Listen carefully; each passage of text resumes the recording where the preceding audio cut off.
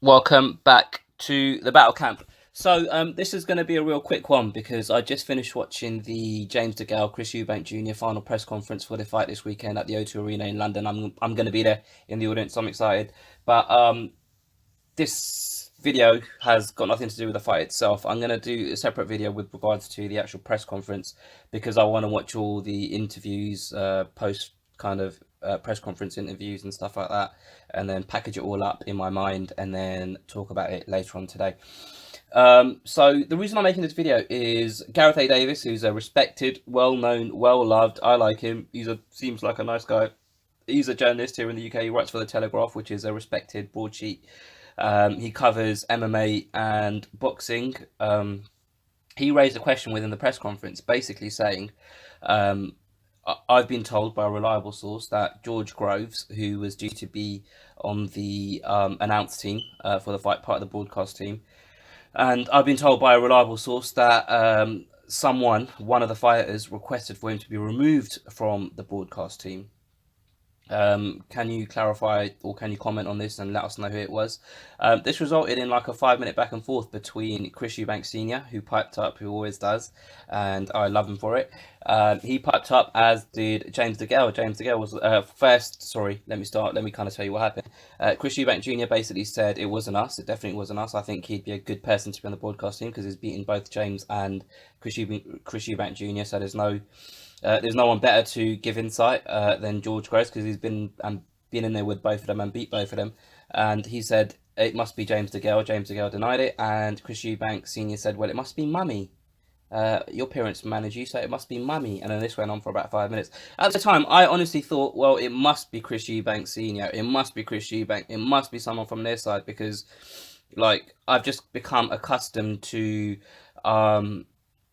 And there's nothing wrong with this, by the way, but I've just become accustomed to Chris Eubank Jr. or Chris Eubank Senior and Junior being quite particular and controlling about how their fights are kind of broadcast and the terms of their broadcast. I remember there was a big deal that not a big deal, but Eddie Hearn kind of spoke about how when there were negotiations between himself and the Eubanks and Triple G to get a fight on between Chris Eubank Jr. and Triple G. And one of the things that Chris Eubank Sr. wanted was to have Barry McGuigan part of the broadcast team. And Eddie Hearn was like, no, we can't tell Sky who they can use to broadcast this. And that was one of the kind of things that was stopping the fight from going ahead. Anyway, the reason why I'm mentioning that is that's one of the reasons why I thought it would have been Chris Eubank Sr. Requesting George Groves to be removed, and he was just kind of painting it in a different light for all us, the audience, and the press conference. Having said all that, I then looked on Twitter, and I'll share a link to the article. And Gareth A. Davies basically said, read this and you will understand why George Groves was removed from the broadcast team. And he basically says George Groves has been reinstated by the ITV as a broadcast member for the fight between James Degale and Chris Eubank Jr. at the O2 on Sunday night, having earlier in the day been removed from the programme. And that's kind of nothing to do with what I'm saying, but where was it? It was revealed by Telegraph Sport on Thursday, which is today, that Degale's management team had requested that bitter rival Groves be removed from the broadcast. And this really shocked me because, like, why would you want George Groves away from the broadcast team? Are they scared? Might not be the wrong word, but are they worried or concerned that George Groves may be pro Eubank, anti James Degale? Because the feud between George Groves and James Degale is a lot deeper, and there's a lot more spite and hatred between James Degale and George Groves than there is between George Groves and Chris Eubank Jr. And the only thing I can think of is they were scared or concerned that George Groves wouldn't call the fight down the middle and he'd be too pro Chris Eubank Jr., which is kind of, I don't really understand, if I'm totally honest, because it's not like that has any bearing on the end result of the fight. It's not like the three judges scoring the fight can hear what George Groves is saying. no one in the arena generally can hear what George Groves is saying. That's only for people at home, so it's not going to have any impact on the result. Um, and I think people watching at home, and the reason I say this is I can't see there being a massive kind of casual audience who don't know much about boxing investing and paying for this pay-per-view. This fight doesn't seem to have crossed over into the mainstream. So, like I say, I can't see a massive kind of interest in a casual audience. So the people that are going to be watching this fight, I'd assume, have some level of boxing knowledge. So if George Groves was to be negative about James DeGale during the broadcast, we sitting at home, although I'm going to be there, but people like me sitting at home would be able to pick up on that. Maybe I think it's literally it's probably not even what I've just said. It's just down to a genuine hate, a genuine needle between George Groves and James DeGale, and yeah, I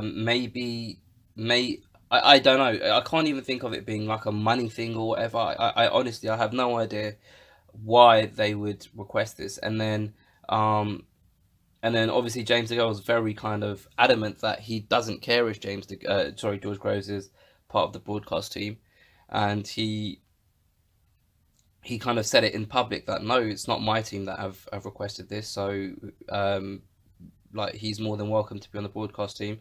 So that's kind of painted James DeGale's team in a corner.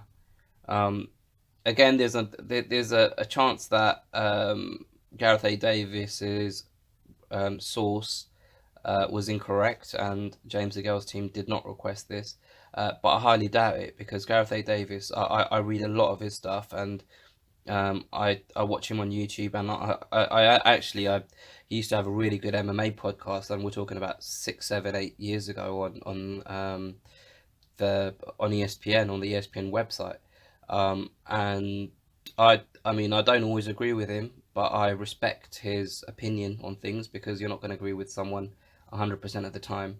And I think he's a very credible journalist. You don't see him putting out rumors and stuff like that.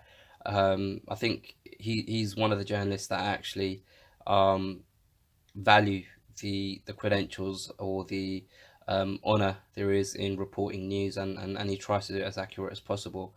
So on this occasion, I don't believe that he's misrepresenting the truth. I think he has a genuine source, and the source that has given this information is accurate. So yeah, a bit of a strange one, but I just thought I just wanted to talk about it a little bit because it was unexpected, and I'm glad that George Groves is back on the broadcast team, and I'm looking forward to the fight.